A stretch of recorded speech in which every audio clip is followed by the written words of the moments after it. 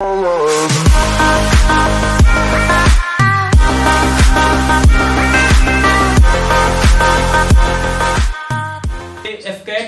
Exam preparation की series लेके आज हम फिर से आ गए हैं।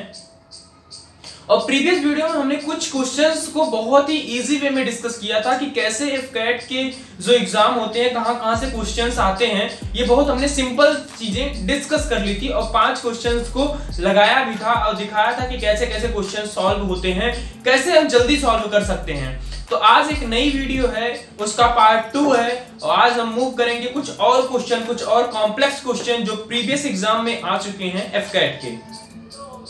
तो ये जो क्वेश्चंस होते हैं जो अभी मैं सॉल्व कर रहा हूं, ये जो टाइम एंड वर्क जो कल लास्ट वीडियो में हमने बताया था, ये जो सारे क्वेश्चन होते हैं ना, ये केवल एफकेट के आते हैं और सारे एग्जाम में भी आते हैं। सेम पैटर्न रहता है सबका, चाहे वो सीडीएस हो, चाहे वो एनडीए हो, हर तरीके के एसएससी सीजीएल सब में इसी तरीके के क्वेश्चन आते हैं। जैसा कि आप जानते हैं मैथ के जो क्वेश्चन होते हैं वो आते हैं लगभग 18 to 22, लेकिन प्रीवियस कुछ ईयर का अगर देखा जाए तो 18 क्वेश्चन आते हैं। और अगर रीजनिंग की बात किया जाए तो रीजनिंग फिक्स होता है, 32 क्वेश्चन आते हैं एफकेट के एग्जाम में। मैथ के जो क्वेश्चन आते हैं एफकेट में, पैटर्न उनका जो रहता है जहां से उनको क्वेश्चन पिक करने वो सेम होते हैं। तो आप ये वीडियो, ये जो सीरीज आ रही है, इसको बहुत ही इत्मीनान से देखिए। अगर आपको टेक्निकल वीडियो में भी इंटरेस्ट है तो आप हमारी जाके प्लेलिस्ट में जाके देख सकते हैं, टेक्निकल वीडियोस भी पड़ी हैं। तो चलिए स्टार्ट करते हैं अपनी मैथ की इंटरेस्टिंग वीडियो। कह रहा है पहला क्वेश्चन हमारा टाइम एंड वर्क से लिया। क्या रहा है A and B can do a piece of work in 18 days. A और बी दो लोग हैं जो किसी वर्क को 18 डेज में कवर करते हैं और बी और सी कितने करते हैं 20 डेज 24। यहां पे 3 टीम है, ए बी की टीम है, बी सी की टीम है, सी ए की टीम है, जो किसी भी काम को करते हैं। अपना वो टाइम डिसाइड किए हैं कि कितने कितने दिनों में हम काम करते हैं। तो हमसे क्वेश्चन क्या कह रहा है, in how many days B alone can finish the work. कह रहा है बी अकेले कैसे, बी कितने दिनों में अकेले वो पूरा काम करेगा। तो इस तरीके के क्वेश्चंस को कई लोग एलसीएम से सॉल्व करते हैं, कई सारे मेथड हैं, बट मैं जो सॉल्व करूंगा, मेरा मानना ये है कि जो हम पहले से पढ़ते आए हैं उसी में कुछ ऐसा चीज बना दिया जाए जो हमारे माइंड में सेट हो जाए कि हाँ ये क्वेश्चन इस तरीके से सॉल्व होगा, और हम सॉल्व करते हैं। देखते हैं इस क्वेश्चन को सॉल्व करने के मैं कोई एकदम हार्ड एंड फास्ट कोई रूल नहीं बताने वाला, जो आप पढ़े हैं उसी से। जब कोई भी टाइम एंड वर्क का क्वेश्चन आए तो सबसे पहले अगर कोई पीस ऑफ वर्क कंप्लीट करने के लिए बोला तो 1/, में लिखा जाता है। मतलब देखिए मैं क्या कह रहा हूं, आज में हम 5 क्वेश्चन ऑलरेडी कर चुके, तो आज हमारा 6 क्वेश्चन था, तो हमने बोला ये हमारा क्या है 6 क्वेश्चन है। कह रहा ए एंड बी, तो मैं बोला A and B, A and B कर लिया। ए एंड बी, ए और बी का क्या है 1 डे वर्क कितना है, एक दिन में काम कितना कर रहे हैं, वो एक दिन में काम कितना कर रहे हैं बता रहा है। 18 है तो 1/18 कर दो, मतलब टोटल काम 1/18 हो गया ए और बी का। आई थिंक समझ में आ गया होगा, ये बहुत सिंपल सा। जब कोई भी काम जो भी दिया हो आप उसको 1/, में करो। ऐसे बी और सी का कितना कह रहा है, बी एंड सी का कितना कह रहा है, B and C 1 day work equals to हमारा कितना है, हमारा कह रहा है 24 डेज है, तो हम 24 कर लेंगे, 1/24 कर लेंगे। ऐसे सी और ए की बात करते हैं, अगर हम सी एंड ए की बात कर लिए, सी एंड ए की बात कर लेंगे अगर हम, तो ये भी कुछ ऐसे ही हो जाएगा, 1/36 हो जाएगा। क्लियर है, ये बहुत सिंपल सी चीज थी जो हमने बताई। अब क्या कह रहा है कि बी को अकेले काम करने में कितना टाइम लगेगा। बहुत सिंपल सा क्वेश्चन है, देखिए इस तरीके का क्वेश्चन हम कैसे सॉल्व करेंगे। 1/1 करते चले गए, ये तो बहुत ही इजी था जो हमने कर लिया।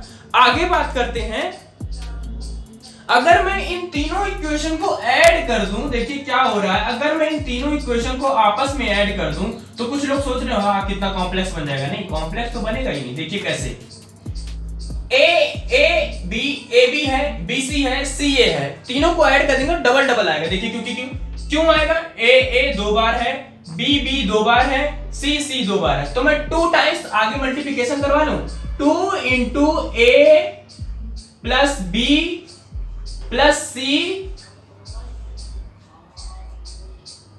1 डे तो था ही, 1 डे तो मैं और आगे लिखूंगा ही, 1 डे, अरे कंपलसरी नहीं है, आप इसे लिखो नहीं तो कोई दिक्कत नहीं है। इक्वल्स टू हमारा जो यहां से आंसर आएगा, इक्वल्स टू जब इसको क्लियर यहां से कैलकुलेट करेंगे तो आ जाएगा 1/18 प्लस 1/24 प्लस 1/36। आई थिंक यहां तक किसी को डाउट? अरे जो पहले का काम, दूसरे का काम, तीसरे का काम, 3 टीम है ना, 3 टीम है ना, 3 पर्टिकुलर टीम है, तीनों टीम का मैंने एडिशन कर लिया, 2 डेज के इक्वल्स आ गया। ये क्लियर हो गया। आगे इसको जब मैं आगे कंटिन्यू किया तो इसके एलसीएम की बात करते हैं। एलसीएम आया हमारा 72 और 18 4 जा, तो यहां से हो गया 4 24, इसको सॉल्व कर लेंगे 3 आ जाएगा। जब 30 इसको जब सॉल्व करेंगे तो यहां से 2 आ जाएगा। 4 2 6 3 9 हो गया, तो यहां से जो इसका टोटल सोल्यूशन आया 9/72 और सॉल्व कर लेंगे तो यहां से आ गया हमारा 1/8। क्लियर? ये आया है जो हमारा ये वर्क आया है, ये आया है 2a plus b plus c का, a plus b plus c का इन 1 डे। इन 1 डे को मैं डाट डाट से कर रहा हूं, इन 1 डे वाला यहां पे हो गया। अब बताए 2 लोगों का है 1 डे का, तो अगर ये 2 यहां है, ये इधर जाएगा, तो यहां पे a plus b plus c in 1 days dot dot dot equals to हमारा कितना हुआ, 1/8 है तो 1/16 हो गया। तो यहां से क्या निकलता है, जब इस तरीके का कोई चीज निकले तो आपको क्या करना है बताता हूं। मतलब a plus b plus c अगर मिलके काम करें, वो काम को 16 डेज में कवर कर लेंगे। तो टोटल डेज की अगर मैं बात करूं, यहां से कोने में एक लिखता हूं, टोटल डेज कितना लगने वाला है अगर वो मिलके काम करें, तो टोटल डेज हमारा लगने वाला है 16 डेज।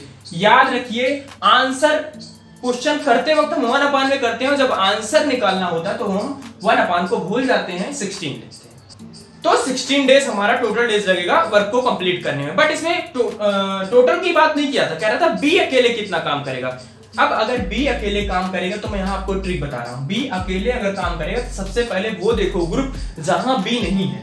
बी कहां नहीं है? ए एंड बी, इसमें भी बी है, बी एंड सी, इसमें भी बी है, सी एंड ए वाले ग्रुप में बी नहीं है, तो यहीं से इसको माइनस कर देगा। तो यहां से मैं बात करता हूं बी एलोन, एलोन वर्क कितना करेगा, बी एलोन वर्क के आंसर की बात कर रहा हूं, इक्वल्स टू टोटल टाइम तो हमारा लगा 1/16।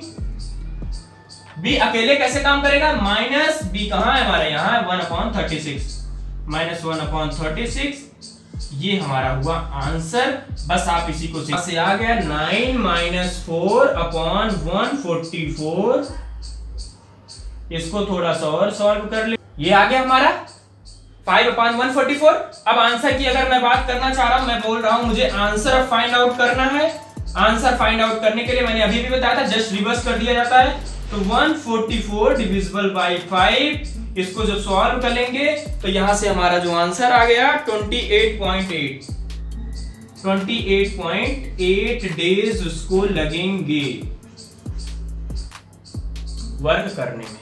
आई थिंक क्वेश्चन बहुत ही इजी था, बहुत ही अच्छे से हमने सॉल्व कर लिया। इतना सिंपल क्वेश्चन होता है टाइम एंड वर्क का, आपको यही ट्रिक अपनानी है। जो एलसीएम वाला होता है ना, वो एलसीएम वाले मेथड कहीं से जनरेट नहीं हुआ, कहीं से पैदा नहीं किए, वो यही होता है 72। अरे हम करते क्या, एलसीएम में 18, 24, 36 तीनों का एलसीएम निकाल के उसको डिवाइड करा देते हैं एक एक से।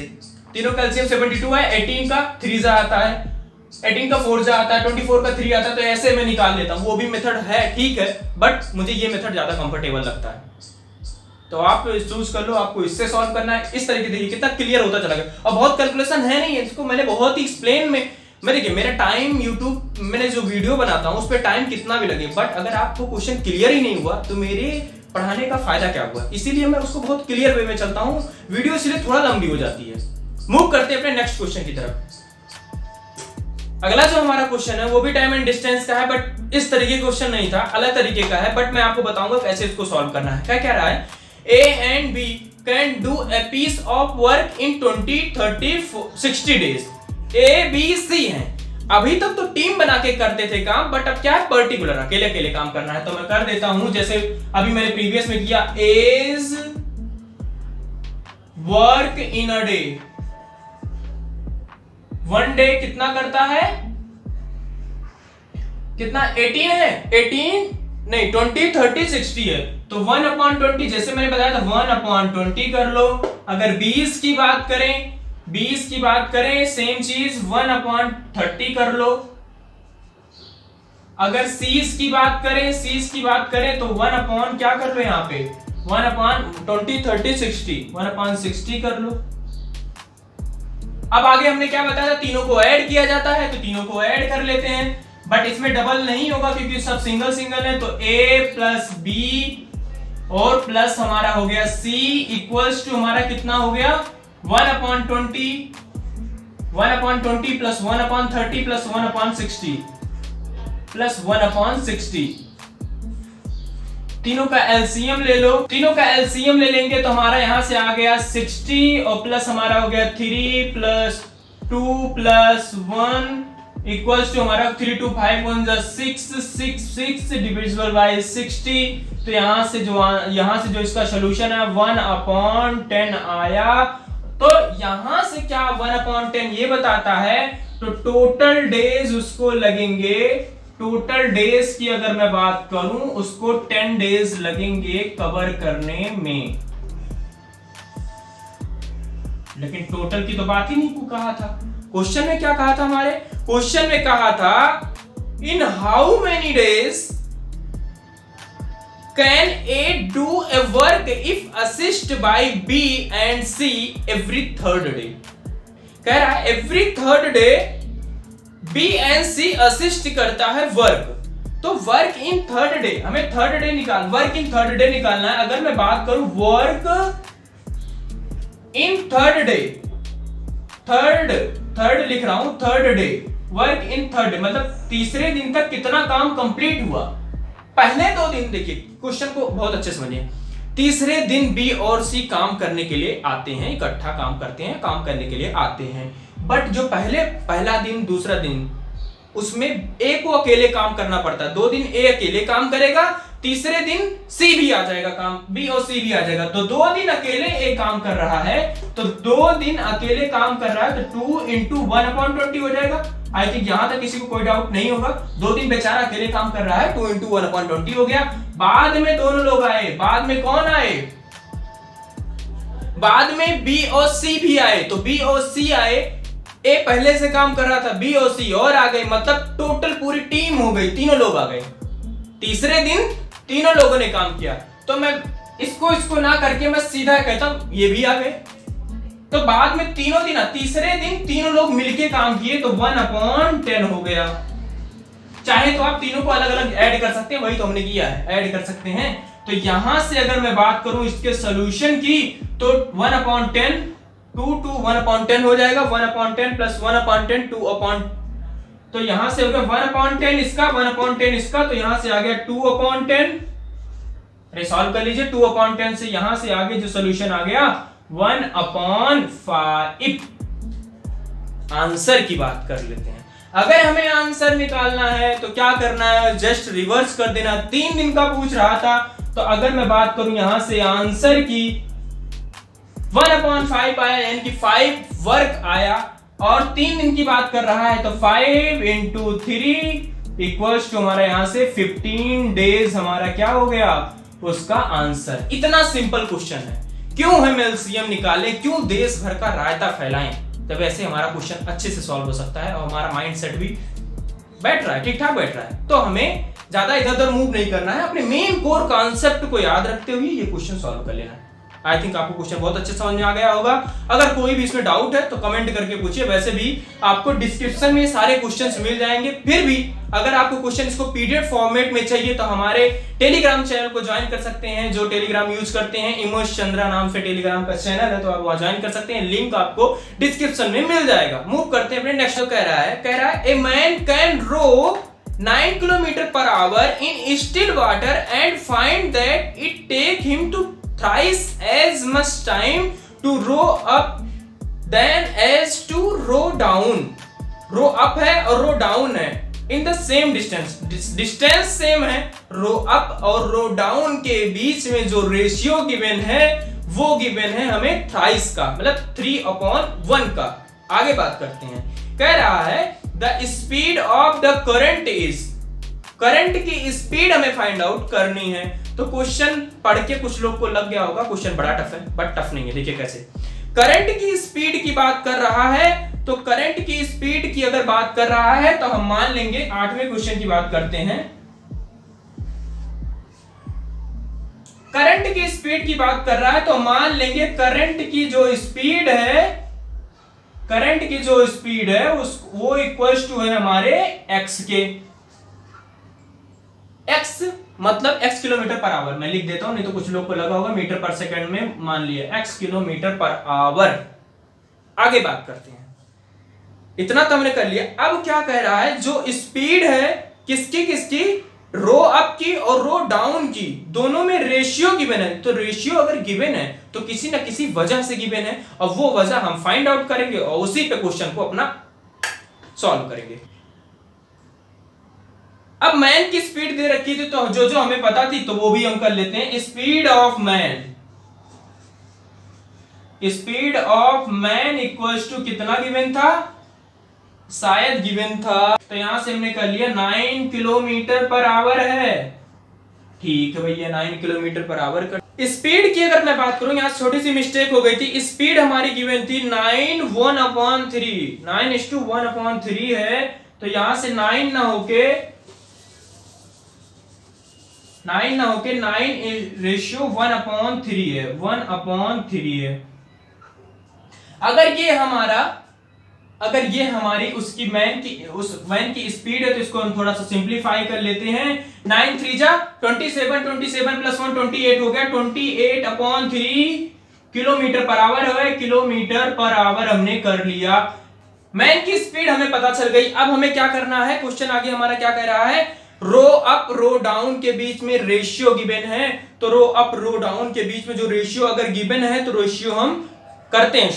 अगर रो अप हुआ, करंट की स्पीड हमने क्या माना है, x माना है, और रो अप होता है तो मैन की स्पीड व्हेन, दो केस बनता है, एक रो अप का एक रो डाउन का। तो मैं देखता हूं क्या करता हूं, देखिए मैं क्या करता हूं, व्हेन रो अप हो रहा है, व्हेन रो अप हो रहा है तो speed of man equals to हो जाएगा, रो अप हुआ मतलब करंट बढ़ी उसकी तो 28 - x हो जाएगा, क्योंकि उसकी स्पीड को अगर कोई भी रो अप हो रहा है तो स्पीड को कम कर देगा। कम कितना करेगा, जितनी उसकी रो की स्पीड रही होगी। रो की स्पीड हमारी कितनी माने थे हमने, x माना था, तो ये हमारा हो गया। आई थिंक क्वेश्चन समझ में आया होगा।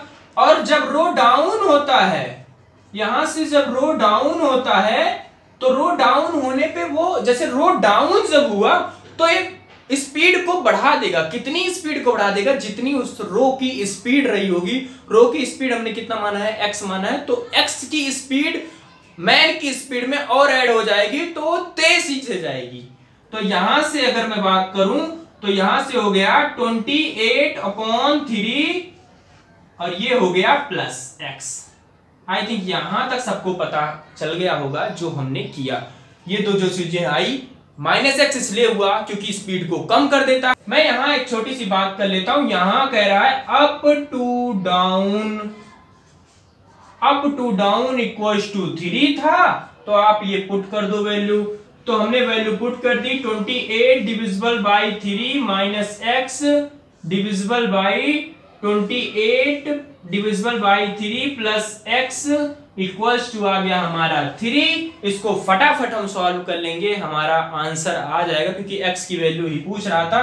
तो चलिए उधर लेके चलते हैं। तो यहां से अगर मैं बात करूं इसके आगे की, तो 28 divisible by 3 minus x equals to 3, इसमें मल्टीप्लाई होगा तो 3 कैंसिल आउट हो जाएगा, 28 प्लस 3x हो जाएगा, 28 प्लस 3x हो गया, 28 प्लस 3x। तो यहां से ओरली मैं बोलता हूं x की वैल्यू जो आएगी, तो यहां से जो x की वैल्यू आएगी 14 डिविजिबल बाई 3 आ जाएगी। इसको आप थोड़ा सा और सॉल्व कर लीजिएगा।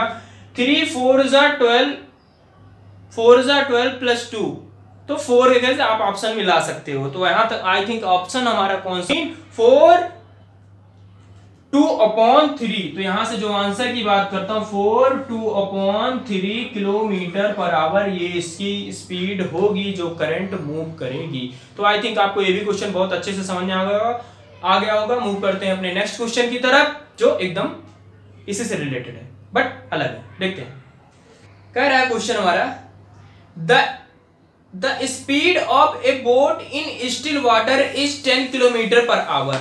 कोई बोट की स्पीड जो है 10 किलोमीटर पर आवर है। आगे बात करते हैं, क्या कह रहा है if it can travel 26 kilometre down stream and 14 kilometre up stream in the same time the speed of the stream is. Stream की स्पीड पूछ रहा है, करंट की स्पीड पूछ रहा है। पिछले क्वेश्चन में भी करंट की स्पीड पूछा था, इस क्वेश्चन में भी स्ट्रीम की स्पीड पूछ रहा है। तो हम कैसे सॉल्व करेंगे? बोट की स्पीड हमें दे रखी है और स्ट्रीम की स्पीड पूछ रहा है। तो ये हमारा क्वेश्चन कौन सा है? कुछ हमारा ये क्वेश्चन है 9th क्वेश्चन है शायद। हाँ, स्ट्रीम की स्पीड तुरंत आप मान लो, स्ट्रीम की जो स्पीड होगी वो हमने तुरंत मान लिया फटाफट x किलोमीटर पर आवर। अगर किलोमीटर में गिवन है तो किलोमीटर पर आवर हो गई। आगे क्या बात कर रहा है? कह रहा है अप स्ट्रीम और डाउन स्ट्रीम भी गिवन है। तो अप स्ट्रीम डाउन स्ट्रीम अगर गिवन है तो आगे बात करते हैं। अगर अप स्ट्रीम गिवन है, अप स्ट्रीम गिवन है, तो जो बोट की मूवमेंट होगी, जो बोट की स्पीड होगी उसमें से क्या हो जाएगा? उतना सब्ट्रैक्ट हो जाएगा। कितना सब्ट्रैक्ट हो जाएगा? हमारी स्ट्रीम की स्पीड। तो बोट की स्ट्रीम अप स्ट्रीम अगर है तो बोट की जो स्पीड थी हमारी थी कितनी? 10 किलोमीटर पर आवर थी। तो 10 किलोमीटर तो थी और कंडीशन किसकी है? अप स्ट्रीम की है। तो 10 - x और यहां किलोमीटर पर आवर आप लगाते चलो। क्वेश्चन समझ में आया होगा पहली लाइन। फिर फटाफट यहीं जब आप किए हैं तो इसी के नीचे डाउन भी कर लेते हैं। और डाउन को मतलब उसकी स्पीड को बढ़ा देगा। कितना बढ़ा देगा? 10 + x कर देगा और किलोमीटर पर आवर रहेगा। मतलब क्या?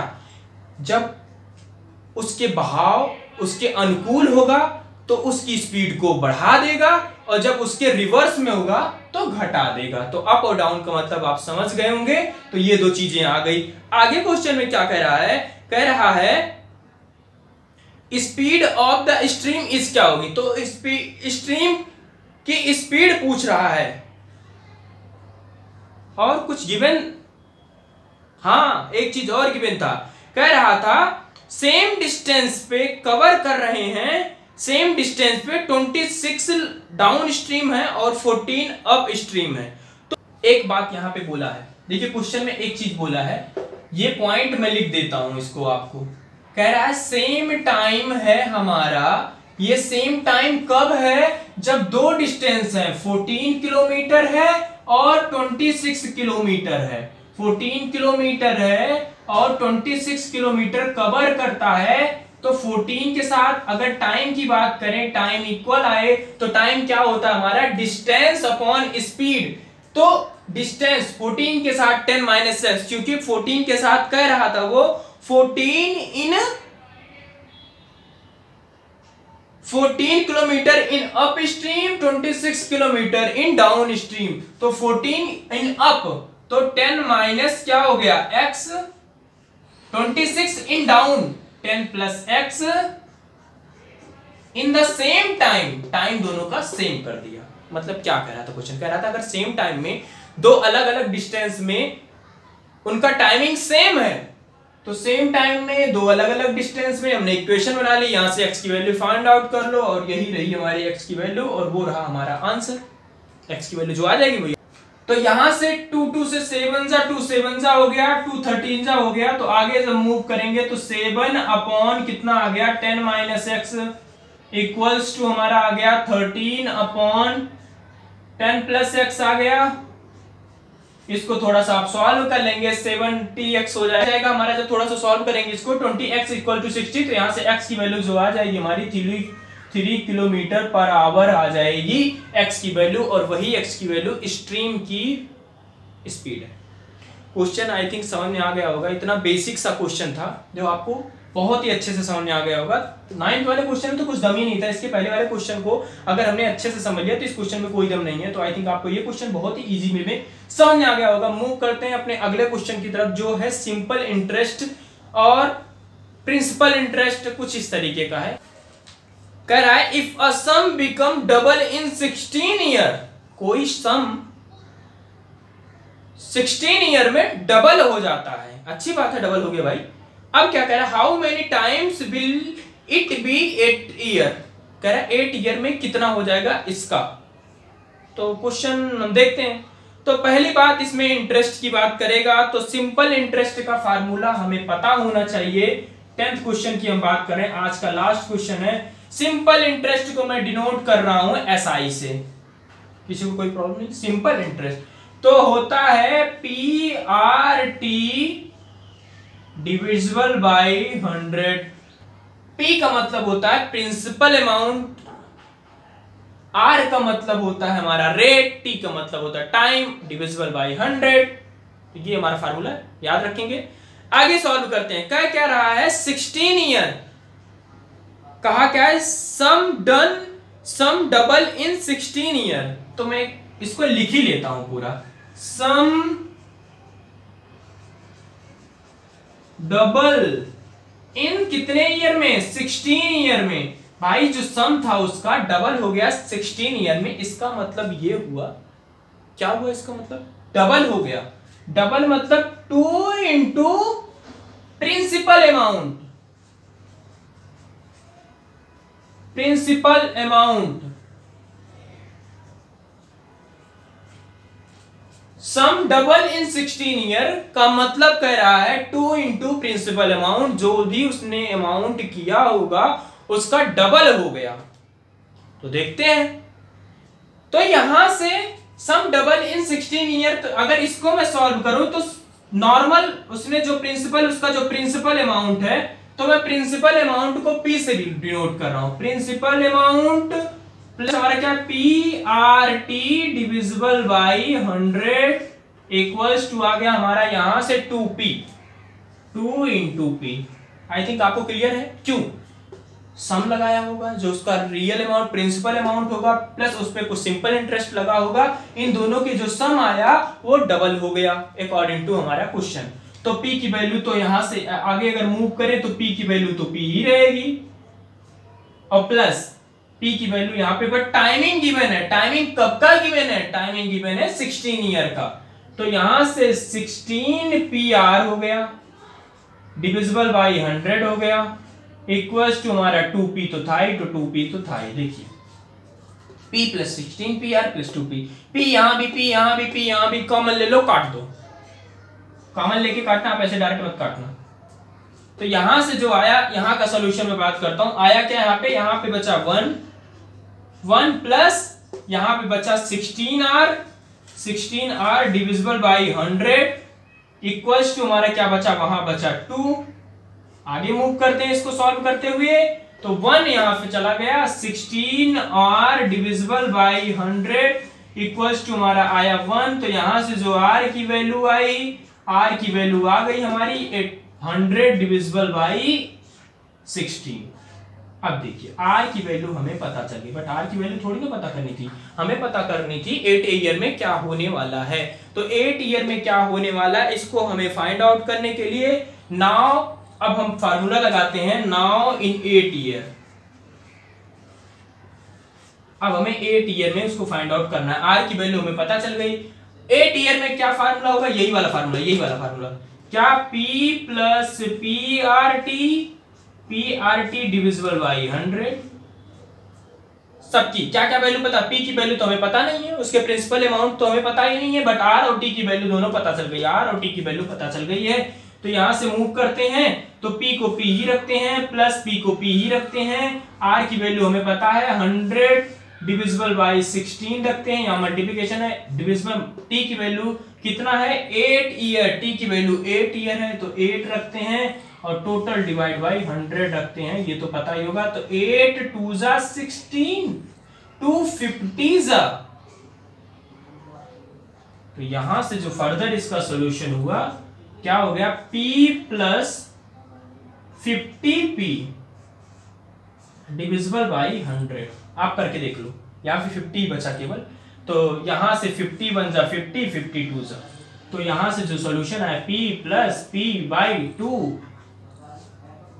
तो कह रहा है p एक रियल अमाउंट p है और एक उसका आधा अमाउंट p बाई 2 है। तो यहां से जो सॉल्यूशन हुआ वो हुआ पहला टोटल 1 टाइम्स और 0.5 टाइम्स, तो हमारा जो आंसर हुआ 1.5 टाइम्स हमारा आंसर हो गया। जिसको भी कहीं भी कोई डाउट हो, मैं बार बार कहता हूं आपको, अगर कहीं भी कोई भी प्रॉब्लम आ रही है तो आप हमसे कमेंट करके जरूर पूछिए, उसका तुरंत आपको जवाब जरूर मिलेगा। तो अगर आपको इसकी पूरी क्वेश्चन चाहिए और इसी तरीके के क्वेश्चन चाहिए या किसी भी और टॉपिक पे कोई भी और पेपर का सलूशन चाहिए तो आप हमें कमेंट करके बता सकते हैं। अगर वीडियो अच्छी लगी हो तो आप इसको लाइक कीजिए, और अगर किसी को आपको लगता है कि वो इसकी प्रिपरेशन कर रहा है और आपको उसको देना चाहिए तो आप इसे शेयर कर सकते हैं। और अगर आप हमारे चैनल पे नए हो तो हमारे चैनल को लाइक कीजिए, शेयर कीजिए, सब्सक्राइब कीजिए। और टेक्निकल वीडियोस और टॉपिक पे भी आने वाली हैं, बहुत जल्दी आने वाली हैं, तो बने रहिए हमारे यूट्यूब चैनल पे। और इस पे जो रीजनिंग इसका पार्ट है वो भी आएगा। पहले एक बार हम न्यूमेरिक एबिलिटी को पूरा कंप्लीट कर लें तो फिर हमारे रीजनिंग वाले टॉपिक को भी मैं स्टार्ट करूंगा। अगर आपको चाहिए इसके जीके जीएस इस सब पे भी, मैं इंग्लिश इस सब पे भी वीडियो बनाऊं तो आप हमें कमेंट करके बता सकते हो। नहीं तो जैसे चल रहा है ऐसे ही हम मूव करते रहेंगे, और अगर कोई कमी हो तो आप हमें बता सकते हो। तो मिलते हैं अपनी अगली वीडियो में, तब तक के लिए बाय।